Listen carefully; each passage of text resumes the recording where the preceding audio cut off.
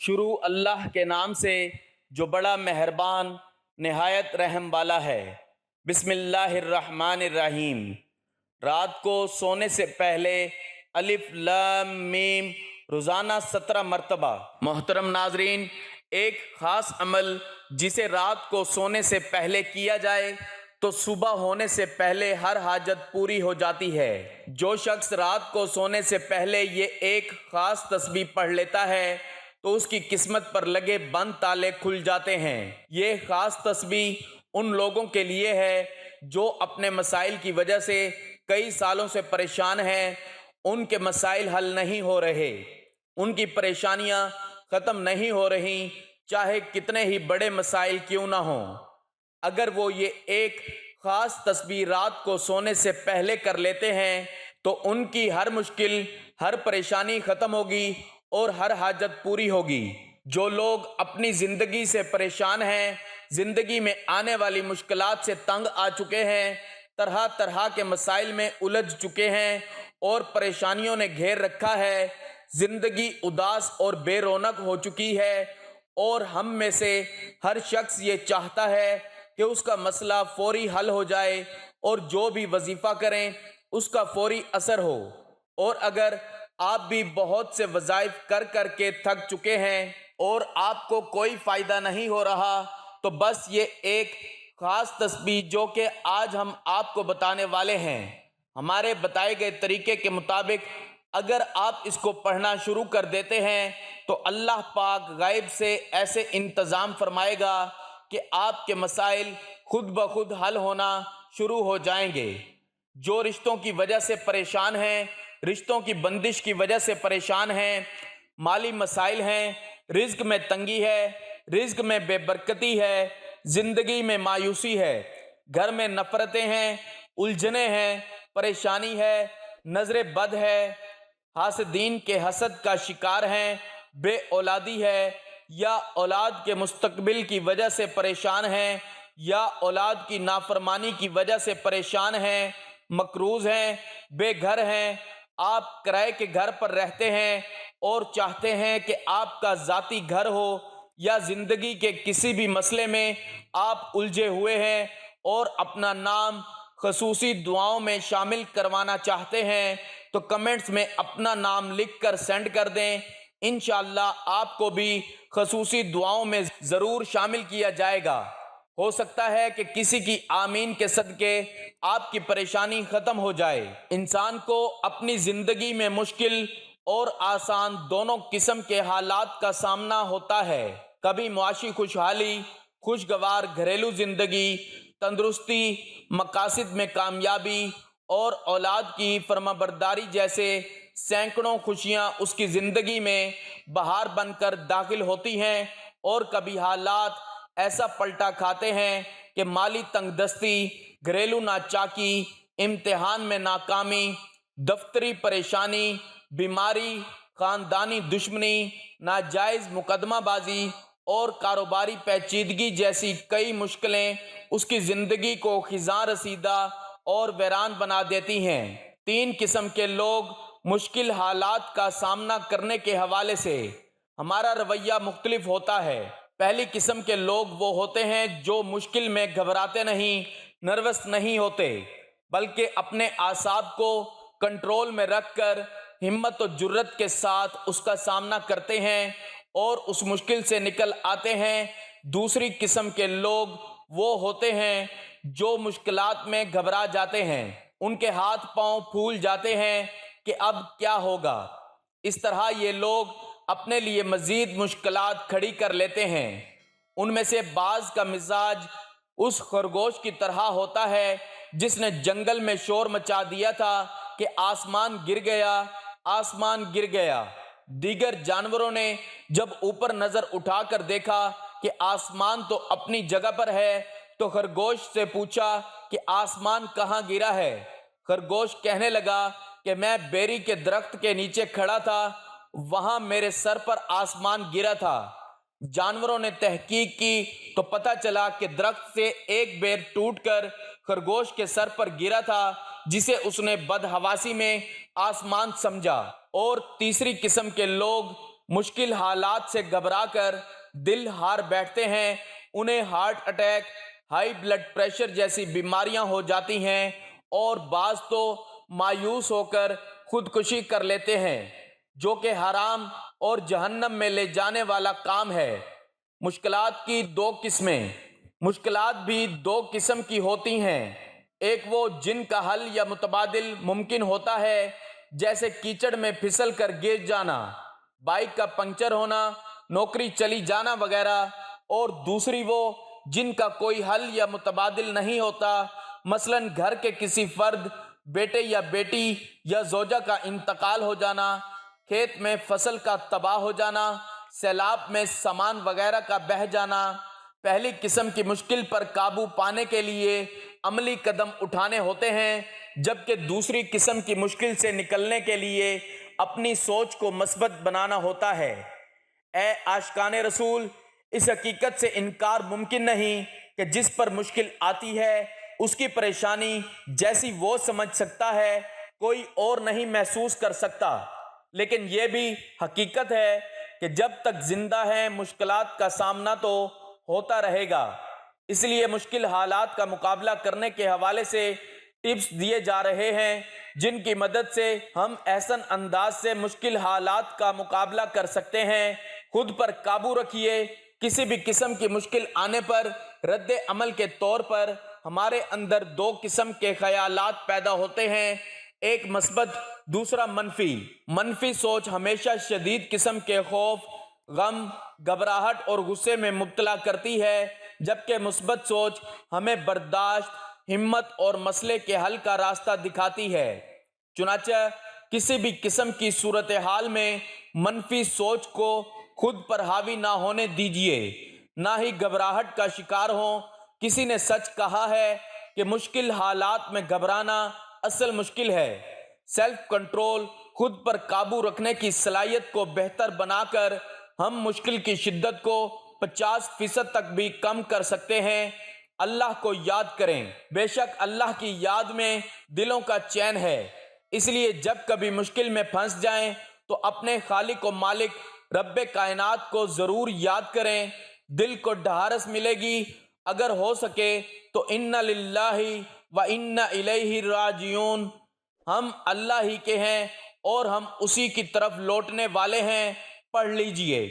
اس کی فضیلت نبی کریم صلی اللہ علیہ وآلہ وسلم نے یوں بیان فرمائی، جو مصیبت کے وقت اِنَّ لِلَّهِ وَإِنَّ إِلَيْهِ راجعون کہتا ہے تو اللہ پاک اس کی پریشانی دور فرما دیتا ہے اور اس کے کام کا انجام اچھا فرماتا ہے اور اسے ایسا بدل عطا فرماتا ہے جس پر وہ راضی ہو جاتا ہے۔ کچھ نہ کچھ مشکل آتی ہے، اپنا ذہن بنا لیجئے کہ مومن کی زندگی میں کچھ نہ کچھ مشکلات اور مصیبتیں ضرور آتی ہیں۔ ہمارا پیارا رب عظیم ارشاد فرماتا ہے، وَلَنَبْلُوَنَّكُمْ بِشَيْءٍ مِّنَ الْخَوْفِ وَالْجُوعِ وَنَقْصٍ مِّنَ الْأَمْوَالِ وَالْأَنفُسِ وَالثَّمَرَاتِ، اور ضرور ہم تمہیں آزمائیں گے کچھ ڈر اور بھوک سے اور کچھ مالوں اور جانوں اور پھلوں کی کمی سے۔ مشکل کے حل کی طرف عملی قدم، پہلے اپنے رب کریم سے دعا مانگیے، پھر ضرورتاً تجربہ کار اور مہارت رکھنے والے افراد سے مشورہ کیجیے اور ان مشکلات کے حل کی طرف قدم بڑھا دیجیے۔ اٹھ باندھ کمر کیا ڈرتا ہے، پھر دیکھ خدا کیا کرتا ہے۔ اللہ پاک ہمیں دنیا و آخرت دونوں جہانوں کی مشکلات سے عافیت عطا فرمائے، آمین۔ ناظرین، الف لام میم، الف لام میم یہ حروف مقطعات میں سے ہیں جس کی بہت ہی فضیلت ہے، اور الف لام میم کے اتنے کمالات ہیں کہ کوئی بیان نہ کر سکے۔ یہ وہ حروف ہیں جن سے کلام اللہ کی شروعات ہوتی ہے، اور آخری کتاب قرآن مجید کا پہلا حرف بھی الف سے شروع ہوتا ہے۔ اکابرین نے فرمایا کہ الف لام میم کا عمل تمام ضرورتوں اور جسمانی بیماریوں کے لیے تیر جیسا عمل ہے، یعنی کوئی ایسا عمل جو سیدھا تیر کی طرح جا کر لگتا ہے، چاہے کتنی ہی بڑی پریشانی کیوں نہ ہو، چاہے کتنی ہی خطرناک بیماری کیوں نہ ہو۔ دنیا کا کوئی بھی کام، کوئی بھی مسئلہ جو حل نہیں ہو رہا، تو الف لام میم کے اس خاص عمل سے آپ اپنی ہر حاجت پوری کر سکتے ہیں اور اپنے رب سے اپنی ہر بات منوا سکتے ہیں۔ جو شخص اس تسبیح کو پڑھنا شروع کر دیتا ہے وہ رب کا محبوب بندہ بن جاتا ہے، اور پھر وہ جو مانگتا ہے، جو خواہش کرتا ہے، جو بھی اس کی حاجت ہوتی ہے، جو بھی اس کی طلب ہوتی ہے، وہ پوری کی جاتی ہے۔ ناظرین، اس کو پڑھنے کا ایک خاص طریقہ ہے جو کہ ہم آپ کو مکمل تفصیل سے بتائیں گے، اور اگر آپ ہمارے بتائے گئے طریقے کے مطابق اس تسبیح کو پڑھ لیتے ہیں تو آپ کو وہ سب کچھ ملے گا جو آج تک نہ مل سکا۔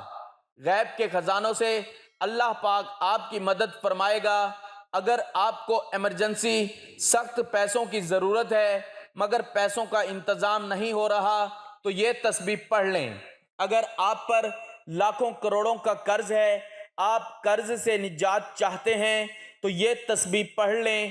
جو کوئی رشتوں کی بندش کی وجہ سے پریشان ہیں، رشتوں میں رکاوٹ کی وجہ سے پریشان ہیں، تو اس خاص تسبیح کو ضرور پڑھیں، اور جب زندگی کی پریشانیاں اس قدر بڑھ جائیں اور یوں لگے کہ زندگی اب ختم ہو چکی ہے اور ہر قدم پر ناکامی ہو اور یوں محسوس ہو کہ آپ کو زنجیروں نے جکڑ رکھا ہے، تو یہ خاص تسبیح پڑھ لو۔ ناظرین، ایک اہم بات، دنیا والوں کے سامنے رونے سے کچھ نہیں ہوتا۔ زندگی میں جب بھی کوئی مشکل آئے، جب بھی پریشانی کا سامنا کرنا پڑے، اور جب بھی زندگی میں اندھیروں کے بادل چھٹ جائیں تو اپنے رب سے رجوع کریں، کیونکہ ہمارا رب ہی ہے جو سب کی مشکلوں کو آسان کرتا ہے، سب کی فریاد کو سنتا ہے، اور اللہ جسے چاہے بے بہا دولت عطا کرے، جس کو چاہے غنی کر دیں، جسے چاہے فقیر کر دیں، اور وہی ذات ہے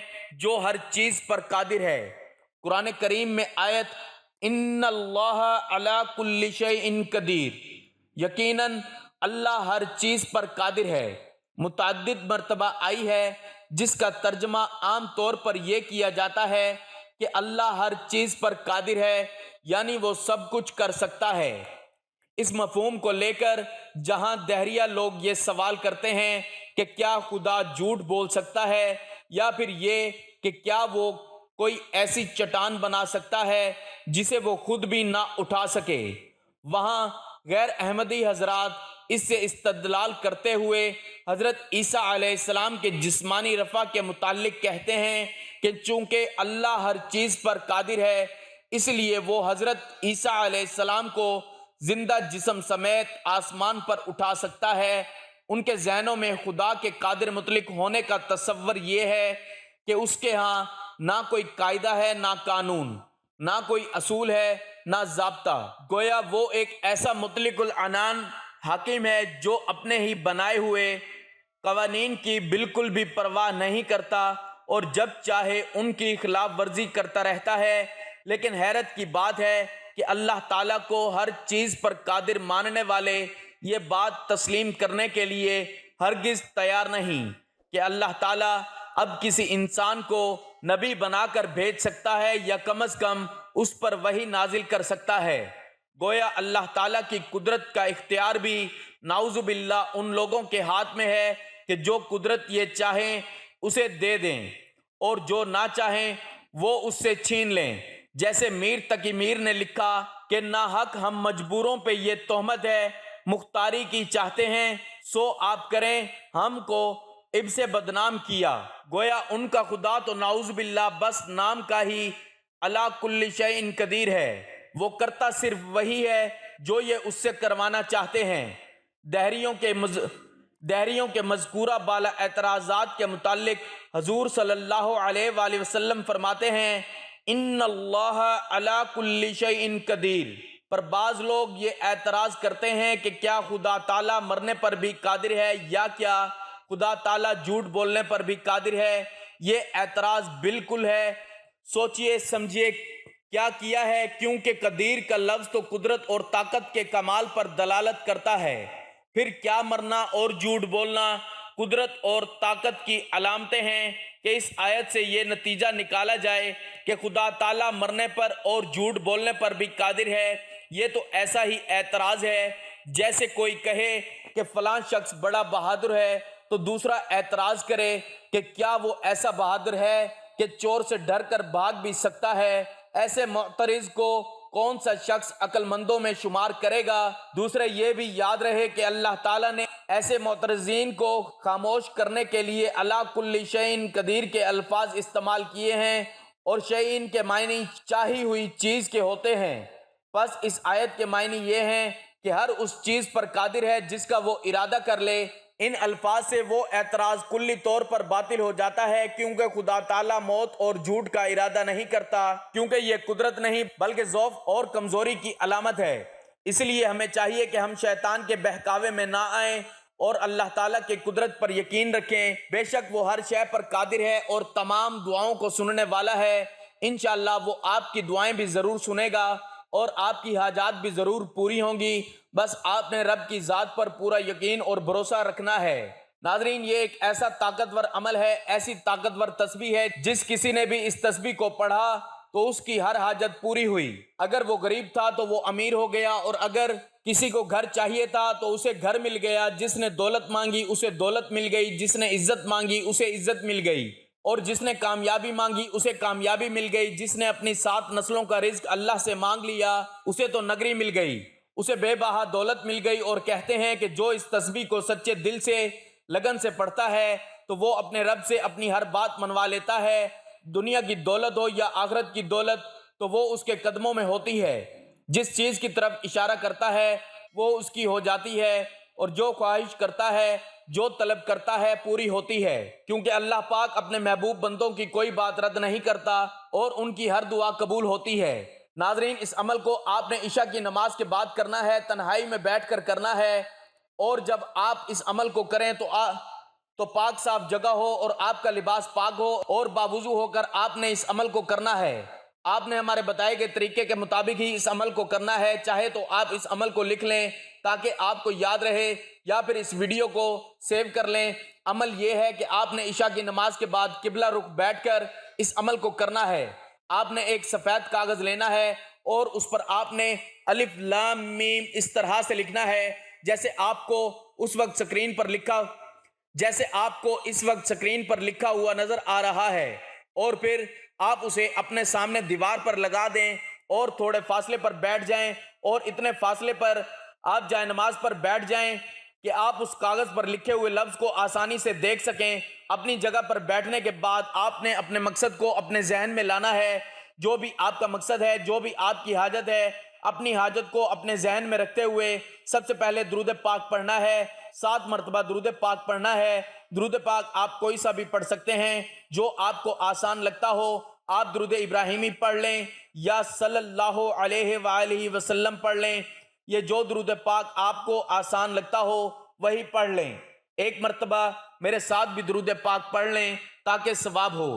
اللہم صلی علی محمد وعلی آل محمد کما صلیت علی ابراہیم وعلی آل ابراہیم انک حمید مجید۔ اللہم بارک علی محمد وعلی آل محمد کما بارکت علی ابراہیم وعلی آل ابراہیم انک حمید مجید۔ 7 مرتبہ درود پاک پڑھنے کے بعد آپ نے سب سے پہلے جو وظیفہ پڑھنا ہے وہ اللہ تعالیٰ کا ایک بہت ہی خوبصورت نام ہے، یا رحمانو یا رحیمو۔ اس کو آپ نے 100 مرتبہ پڑھ لینا ہے۔ اس کے بعد دوسرے نمبر پر جو وظیفہ آپ نے پڑھنا ہے وہ بھی بے حد آسان وظیفہ ہے، وہ قرآن پاک کی ایک چھوٹی سی سورت ہے، سورت اخلاص۔ قل هو اللہ احد اللہ الصمد لم یلد ولم یولد ولم یکن لہ کفوا احد۔ 7 مرتبہ یہ چھوٹی سی سورت پڑھ لیں۔ اس کے بعد تیسرا اور آخری وظیفہ جو آپ نے پڑھنا ہے وہ کاغذ پر لکھے حرف کو یعنی الف لام میم کو دیکھتے ہوئے 17 مرتبہ پڑھ لینا ہے۔ اس کے بعد وہی درود پاک پڑھنا ہے جو وظیفہ شروع کرنے سے پہلے پڑھا تھا، اور اتنی ہی تعداد میں پڑھنا ہے جتنی تعداد میں پہلے پڑھا تھا، اور وظیفہ مکمل کرنے کے بعد اپنے رب سے روتے ہوئے گڑ گڑاتے ہوئے اپنے مقصد کے لیے دعا مانگ لینی ہے۔ انشاءاللہ آپ کی ہر حاجت پوری ہوگی، آپ کو ہر مقصد میں کامیابی ملے گی۔ ناظرین، گزارش ہے کہ اللہ تعالیٰ کے 99 ناموں میں سے کوئی ایک نام لکھ کر کمنٹ میں ضرور شیئر کریں۔ اللہ ہم سب کا حامی و ناصر ہو، آمین۔